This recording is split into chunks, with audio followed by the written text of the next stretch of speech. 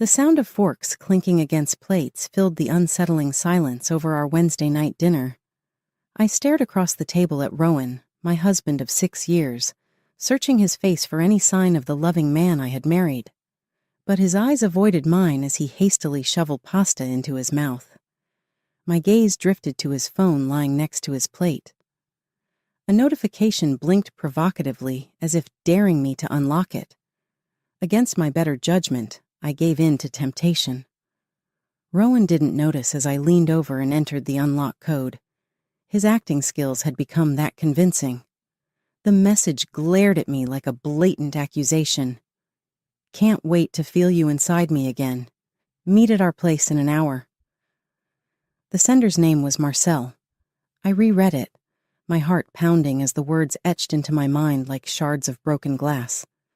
So this was why he had been distant lately, coming home late without explanation, his mind always elsewhere, consumed by whatever sordid thoughts preoccupied him.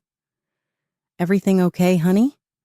Rowan asked, snapping me out of my trance with that perfectly innocent tone he had perfected over who knows how long. I slid his phone across the table, speechless. His eyes widened as his mask finally slipped, allowing a flash of panic to cross his face. At that moment, I realized the man I thought I knew had been a mirage. "Ara, I can explain," he began, but I cut him off with a raised hand. "Don't bother," I said, my voice trembling with a mixture of heartbreak and rage. "Just tell me one thing. How long has this been going on?" Rowan opened his mouth, then closed it again, his shoulders slumped in defeat. 6 months, he finally confessed. The words hit me like a blow. 6 months. Half a year of lies and deceit while I blissfully continued tending to our home and planning a future with a man who had already checked out of our marriage. "Who is she?" I demanded, though I already knew the answer. "Marcella, the beautiful 20-something interior designer, one that worked on a project in Rowan's office." He let out a bitter laugh. "Does it matter? She's someone who made me feel things I haven't felt in years." His words slashed at what little remained of my heart. I wanted to collapse in anguish, to scream until my throat was raw, but I refused to give him the satisfaction of seeing me so utterly broken. Summoning every ounce of strength, I rose from my chair and headed for the door, grabbing my purse with me. "Where are you going?" he called after me, the first hint of concern entering his voice. I turned to face him, my vision blurred with unshed tears. "I'm leaving," I declared, my voice firm and final. "And when I return, you'd better be gone because I don't even recognize you anymore." Yanking the door open, I stormed out into the night, each step away from my sham of marriage strengthening my resolve. I had been a fool to believe in the perfect life we had built together, but that illusion had finally shattered, irreparably broken. I spent a sleepless night at a hotel, tears streaming down my face as the full weight of Rowan's betrayal crushed me. How could the man I loved, who vowed to cherish me, so callously discard our marriage? The next morning, blinded by hurt but determined to take action, I contacted a private investigator recommended by a friend who had gone through a tough divorce. Within 24 hours, he had uncovered a sordid trail of evidence that left me shaking with rage and disgust. Rowan hadn't just been having a fling with that vapid interior designer Marcella. The investigator's report revealed multiple affairs spanning over a year, including emails, credit card statements, and dated photos of Rowan entering different hotels with various women. "I apologize, Mrs. Davies," the investigator said, as he laid out the damning dossier on my kitchen table. "Your husband has been quite prolific in his indiscretions." I clenched my jaw, fighting back waves of nausea. One name and face, in particular, emerged at me. Marcella, the woman whose taunting text had blown the lid off this whole pathetic affair. "I need to know everything about her," I told the investigator, my voice hardening with fury. "Where she lives, where she works, every single thing. 2 days later, he provided me with an address, a high-class apartment in an upscale part of town that was out of my league to afford. Rowan must have been stacking money to keep his mistress living in such luxury while I stayed home, oblivious. Consumed by a reckless impulse, I drove to Marcella's place. Letting myself into the lobby with the temporary code the investigator had acquired, I found her door unlocked. A perfect opportunity to confront the woman who had decimated my life. I stormed inside, greeted by a lavish interior that instantly confirmed my husband's lover didn't lack expensive tastes.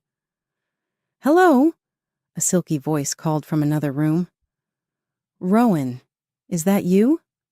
I clenched my fists as a raven-haired seductress glided into view, covered in nothing but a silk robe that clung hungrily to her skin. Her eyes went wide when she saw me. "You!" I spat through gritted teeth. "You're the one who shattered my marriage." Rather than looking ashamed, she arched one perfectly groomed eyebrow as a mocking smirk played across her lips. "Well, if it isn't the famous Mrs. Davies, I was just wondering when you'd show up to get to know the woman your pathetic husband can't resist." White-hot rage engulfed me, and before I could stop myself, my hand lashed out, landing a sharp slap across her smug face. She gasped, recoiling in shock, and I felt a savage thrill at having wiped that smirk off her face. "You're gonna regret that," she hissed, one hand covering her rapidly reddening cheek. "Wait until Rowan knows about this." "Rowan will leave you for me, won't he?" I shot back, advancing on her until she backed into the wall. "Well, let me give you a reality check, you home-wrecking snake. He's broke. He's been spending our money on hotels, gifts, this expensive apartment, all to court a little gold-digging tramp like you." Revulsion flickered across her features before her mask of arrogance fell back into place. "We'll see," she sneered. "This isn't over, Mrs. Davies, not yet."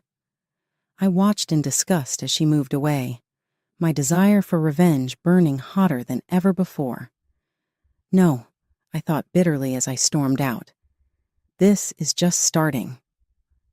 After my explosive showdown with Marcella, I was seething, a volcano of pain and rage that threatened to erupt at any moment. I went back home, unable to think of anything but getting rid of that homewrecker's face from my mind.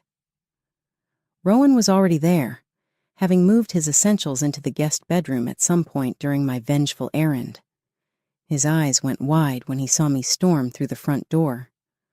"Ara, what happened?" he asked, shocked by the thunderous expression on my face. I didn't bother responding with words. Instead, I flung the damning evidence provided by the private investigator across the room, letting the printed emails, photos, and financial statements spill to the floor. Rowan paled as he went through the incriminating documents, seemingly realizing the full depth of his sins for the first time. "You had multiple affairs," I stated, gritting my teeth. "For more than a year, it seems like, and that's not even the worst part." I held up a bunch of papers, containing the sums that Rowan had been funneling into a hidden account, no doubt to bankroll his luxurious affairs with his mistresses. "The money, Rowan!" I spat. "How could you steal from our accounts to wine and dine your scandalous women?" Instead of guilt, anger spread across his features. He drew himself up to his full height, fumes of anger radiating off him. "Don't you dare to use that virtuous tone with me," he shot back. "You're the one to blame for this, Ara. Our marriage has been a miserable, lifeless husk for years. Why are you blaming me for finally finding happiness elsewhere?" My jaw dropped at the unexpected outburst of my husband, my shock quickly hardening into fury. "What happiness?" I echoed in disbelief. "With that home-wrecking Marcella? She's not some pure, enlightened woman, Rowan. She's a manipulative little gold digger who's been bleeding you dry." For a moment, doubt crept across his expression, but his stubbornness got a hold of him. "That's enough," he said coldly. "I want a divorce, Ara. My lawyer already started the process. I'm done with your judgmental complaining and this miserable existence of a marriage." The blunt words pierced what little remained of my heart. I recoiled, feeling the room start to spin around me as the weight of my shattered world came crashing down. Through blurred vision, I could see Rowan gathering his belongings and storming out the door without a backward glance. Just like that, it was over. My dreams, my life as I knew it, were obliterated in one fell swoop by the man who once vowed to love and cherish me until death did us part. Some vow. Crumpling to the floor amidst the scattered remnants of my marriage, I finally surrendered to the urge to scream, an anguished wail that cleaved through the shell of numbness enveloping me. I screamed until my throat was raw, purging my soul of the trauma that had been inflicted upon it. As my howls subsided, an uncharacteristic sense of clarity settled over me. Through my blurred gaze, I noticed a familiar rectangular shape peeking out from one of the folders. The deed to our family home bearing my name and mine alone. During my father's estate planning years ago, he had insisted on putting the house solely in my ownership, just in case. At the time, I thought his distrust of Rowan was merely a symptom of his sour nature. But now, as the first embers of vengeance kindled in my chest, I gave silent thanks for my father's foresight. I wouldn't be left with nothing after this devastation. No, with the deed secured in my hands, I would strike back and rebuild from the ashes Rowan had strewn around me. If he wanted war, so be it. I was just getting started. The next few days went in a blur of anguish and fury. I spent many sleepless nights poring over the file compiled by the private investigator, my eyes burning from the effort of holding back tears. But those tears wouldn't solve anything. Only decisive action would ensure I emerged from this nightmare with my pride and financial security intact. Armed with reams of evidence detailing Rowan's serial infidelity and financial misconduct, I marched into the office of Diane Hastings, one of the most tenacious divorce attorneys in the city. She was a shark in kitten heels, and I would need every ounce of her savagery. Diane flipped through the documents with a practiced eye, her polished veneer cracking just slightly as she absorbed the lurid details. "Good God," she muttered, removing her glasses to stare at me in disbelief. "I've seen some philandering dirtbags in my time, but your husband takes the cake." A small, humorless smile tugged at the corner of my mouth. "So, do we have a case?" Diane's eyes narrowed with determination. "Oh, we have more than a case. We're going to take him for everything he's got. By the time I'm done with him, he'll wish he had never set eyes on Marcella or any of the others." Over the next few weeks, Diane and I meticulously devised a strategy to dismantle Rowan's finances and ensure he was held accountable for his extensive indiscretions. Our plan involved freezing any hidden assets he'd accumulated to sustain his extravagant lifestyle and pursuing a substantial alimony settlement reflective of his betrayal and financial misconduct. "This Marcella woman is pivotal," Diane emphasized, tapping her pen against a photo of the deceitful homewrecker. "If we can prove she knowingly engaged in an affair with your husband for financial gain, we can go after her assets too. Trust me, that interior design job pays for a lot of enhancements." My heart raced at the thought of Marcella facing the same consequences Rowan was about to endure.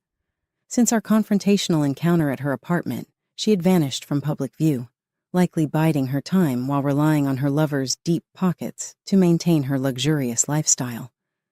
However, she was about to experience a rude awakening, just like her betrayed husband.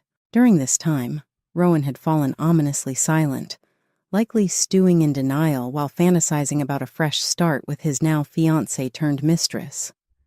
Little did he know, our once loving relationship was on the brink of transforming into a cutthroat legal battle that would leave him penniless and disgraced.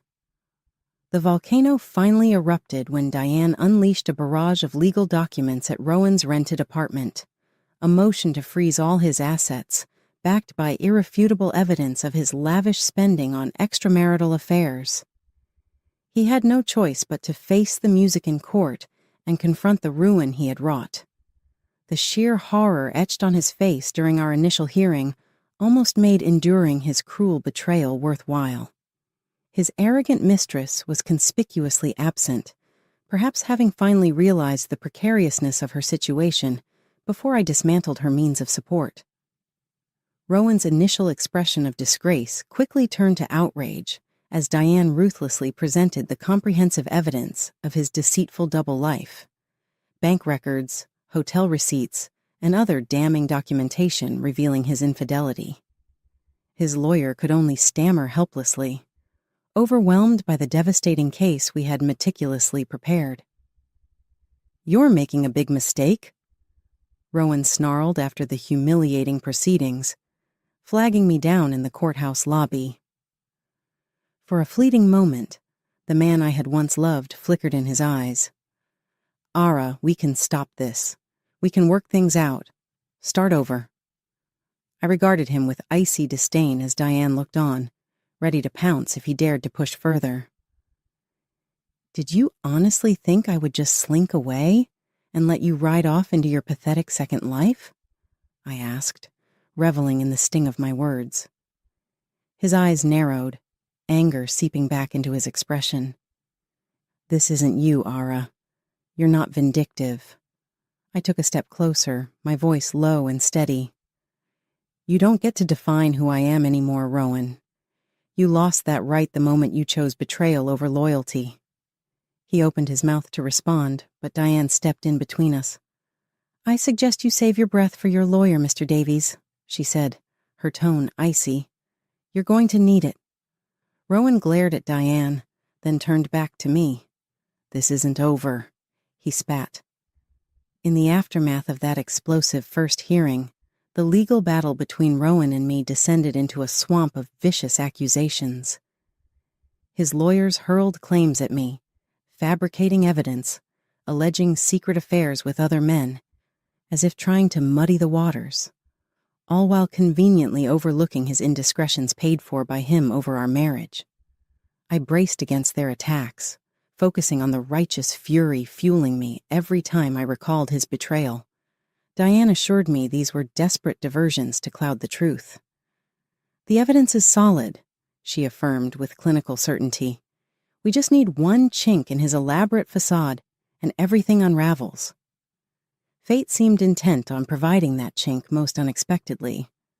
During a briefing with the private investigator about the latest legal maneuvers, he dropped a casual bombshell that made me freeze. "That Marcella woman certainly gets around, doesn't she?" His words hit me like a sledgehammer. My grip tightened around the phone. "What exactly do you mean?" "I've been digging deeper into her," he continued, "and it turns out she's not only with your soon-to-be ex. I've got proof she's also cozying up to an older, wealthier businessman on the side." White-hot indignation surged through me at the realization of Marcella's duplicity, playing the victim while manipulating multiple men. Her claims of innocence shattered like glass. In that instant, a cunning plan began to form in my mind, fueled by a mixture of rage and strategic clarity. "Continue investigating this other man," I instructed the investigator. "Find out everything. His identity, their meetings, every detail." A sly grin spread across his face. "You've got something big planned, Mrs. Davies?" I met his gaze with steely resolve. "Marcella needs to face the consequences of her actions. It's time she learned the repercussions of playing with fire." Over the next few weeks, Diane and I collaborated closely with the investigator to discreetly gather compelling evidence confirming Marcella's extramarital affairs. We secured surveillance photos showing her entering the opulent high-rise condo of business magnate Christopher Woodrow, a man in his 60s with a sprawling business empire and a meticulously maintained public image, notably underpinned by his marriage to an influential woman. "You know the saying," Diane remarked as we scrutinized the surveillance stills capturing Marcella and Mr. Woodrow in compromising positions. "Mistresses often assure their married lovers they'd never leave their spouse for them. learning that her husband's mistress has been playing the same game with other wealthy targets. Well, that might just push Mrs. Woodrow over the edge. I couldn't help but smile with vengeful anticipation. Marcella's self-righteous, holier-than-thou demeanor would soon be shattered once her rampant infidelities became public knowledge.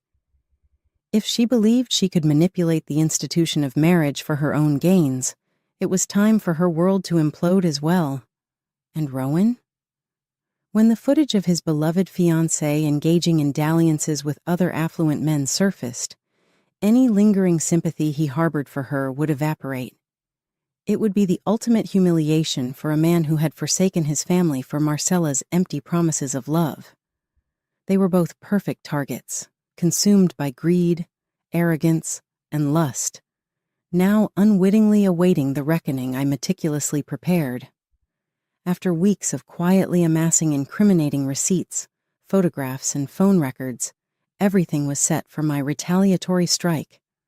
I could barely contain my excitement as I dialed Diane's direct line. "It's time," I declared, my voice brimming with resolve. "Let's expose this entire deceitful facade for what it truly is." The annual Westbridge Charity Gala provided the perfect backdrop for my long-awaited retaliation. It was a luxurious affair attended by the city's elite, where Rowan and Marcella flaunted their newfound status as a glamorous power couple rising from the ashes of my shattered marriage. Little did they know, their carefully constructed facade was about to crumble before an audience of their peers. Diane and I arrived at the opulent Westbridge Hotel ballroom with a sense of purpose. As we surveyed the glittering crowd, I spotted Marcella clinging to Rowan like an expensive accessory, her figure-hugging scarlet dress drawing attention. "Stay focused," Diane whispered in my ear, her tone resolute. "It's time to make our move." Everything had been meticulously planned. While mingling with the affluent donors, I discreetly passed off the damning evidence, photos and videos capturing Marcella's indiscretions with her older tycoon lover, to Diane's assistant. Our strategy was set to unfold. Within moments, murmurs began to spread through the gala like wildfire. Guests exchanged shocked glances and hastily grabbed their smartphones as the scandalous images and footage of Marcella's liaisons with Christopher Woodrow went viral among the attendees. The news of the affair reverberated through the room, sparking a sensation akin to a spreading wildfire of scandalous gossip. Diane and I maintained a facade of innocence as the gala attendees gawked in stunned fascination. Yet, from the periphery of my vision, I caught Marcella's complexion draining of color as her gaze locked onto mine across the ballroom. Her painted lips contorted in fury, realizing who orchestrated her spectacular downfall. Bingo. Suddenly, a sleek ivory shoe entered my line of sight. Following its path up a sculpted leg, I reached the visage of Miranda Woodrow, Christopher's affluent and betrayed wife, radiating fury. "You deceitful little tramp," Miranda hissed, spittle flying as she seized Marcella by her meticulously styled hair. "Did you honestly believe you could keep humiliating me behind my back?" With a violent tug, Miranda spun Marcella around to face the crowd, ripping her dress open in a cascade of sequins and exposing her surgically enhanced assets to the gala's stunned audience. Marcella screamed as camera flashes illuminated the spectacle, her arms scrambling to shield herself. Scanning the room, I saw Rowan, slack-jawed, staring at his disgraced fiancée. Shock and self-pity mingled on his face as the realization dawned.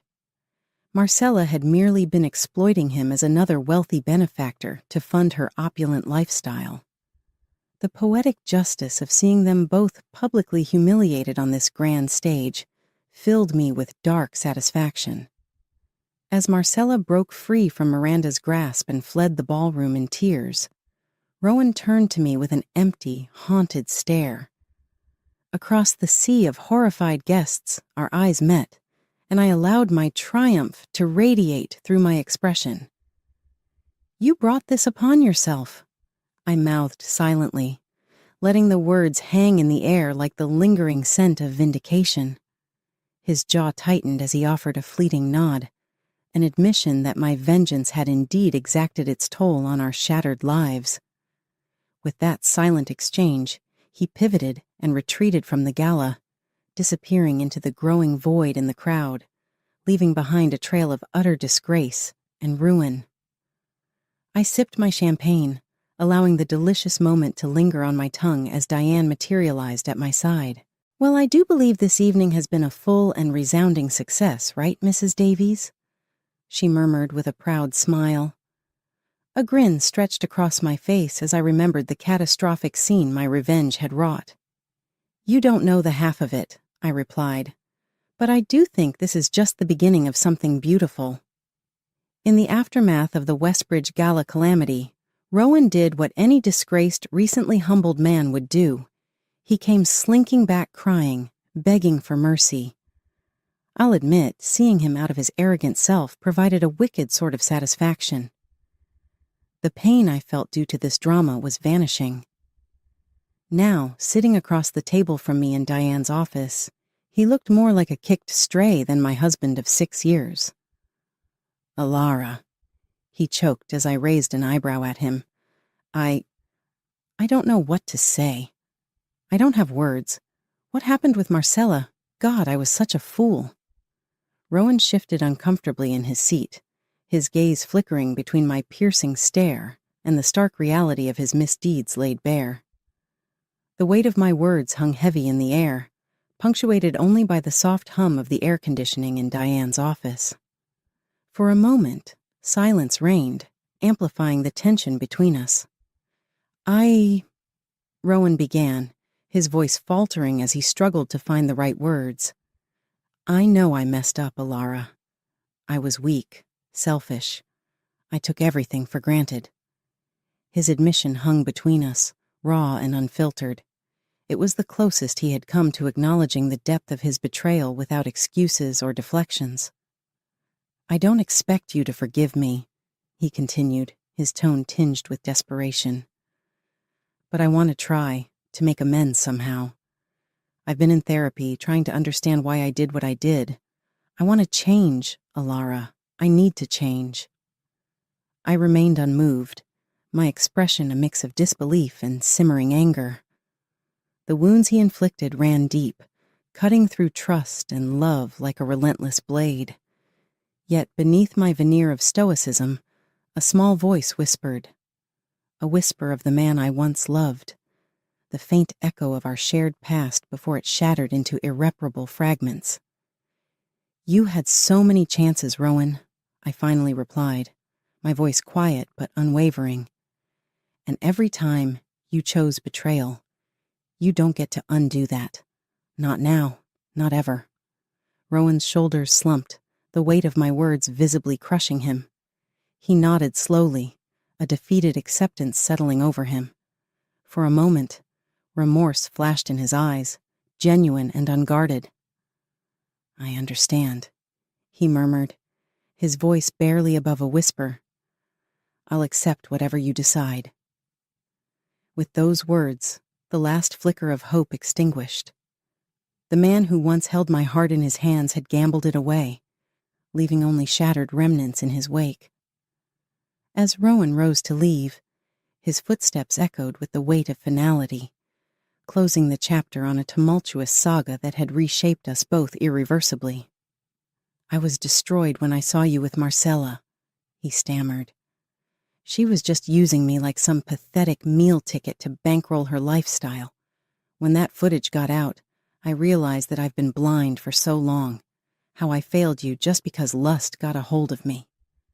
I gazed at him with a cold stare, refusing to let his carefully rehearsed expressions of regret soften my resolve, not after witnessing him heartlessly shatter my life in pursuit of fleeting pleasures. "Do you understand the pain?" I questioned, my voice barely above a whisper but thick with menace. "Of having the man I loved, the man I planned a future with, not only betray me but shame me in the worst possible manner. Repeatedly? To realize that you discarded me like some insignificant burden in favor of pursuing distasteful liaisons with interchangeable individuals. Rowan visibly wilted under the weight of his transgressions, his face contorting with self-loathing and regret. Good. He was finally experiencing the anguish he had callously inflicted upon me. I was monstrous, he confessed hollowly. Selfish and wretched. I didn't deserve your love, Alara. I don't expect forgiveness. I only hope I can somehow make amends, even if it means giving up every last penny. Anything to erase the despicable person I've become. Disgust churned within me as his pitiful pleas washed over me. Despite my temptation to revel in his agony, the idea of indulging his desire for redemption turned my stomach. I was no longer the impressionable, trusting woman he married. I would never allow him to manipulate me with false remorse again. Standing up, I met his gaze squarely and saw a flicker of hope that I might grant him the absolution he suddenly desired. That hope was swiftly extinguished by my next words. I don't want your money, Rowan. What I want is your absence from my life. He recoiled as though struck, his crestfallen expression transforming into one of utter shock. You mean, don't pretend, I interjected sharply, fighting the urge to wipe the betrayed look off his face. After everything you've done, all the boundaries you've crossed with your reckless affairs, did you honestly believe I'd be foolish enough to let you slither your way back into my life? But Alara, But nothing, I cut in, my voice seething as I leaned closer across the table, mere inches from his pitiful face. If you agree to these terms right now, right here, I'll make sure this divorce proceeds swiftly, and you can disappear into whatever dissolute second act you have planned. But you will never, never expect my forgiveness or sympathy. Do you understand? You forfeited that the moment you started treating our vows like they were meaningless. Rowan sat there, speechless, seemingly struggling to find words that wouldn't materialize. Diane placed the paperwork on the table, nodding slightly. The decision is yours, Mr. Davies, she stated calmly, the text on the document suddenly looming large. You can resist further or accept these very fair terms, allowing Mrs. Davies the closure she needs to move forward. The silence stretched out, the tension palpable as I observed the emotions crossing his face. Defiance, shame, reluctant acceptance. Finally, with a resigned sigh, he grabbed the pen and signed his name on the dotted line, sealing our divorce as inevitable. Our eyes met briefly, and I couldn't help but let a faint smile of satisfaction touch my lips at his subdued demeanor. You won't hear from me again, he muttered tightly, but I hope you find the peace you deserve, Alara. You deserve better than the person I became. With those parting words, he turned and walked out of the room, each step heavy with the weight of his own failure. I watched him disappear down the corridor, exhaling slowly. It was finally over. The man who had once been my everything was now removed from my life like a malignant growth. I could finally close that painful chapter and start anew, shaping my future on my own terms, liberated from the poison of his betrayal. Diane placed a comforting hand on my shoulder, her usually sharp smile softened by genuine warmth. You did it, she whispered. You've reclaimed your strength and dignity. I've never seen someone rise from adversity like you. Returning her smile, I glimpsed a future filled with promise and opportunity. This is just the beginning, I affirmed firmly. My journey starts anew from here. 6 months after Rowan's bitter exit from my life, the ink had dried on our divorce settlement.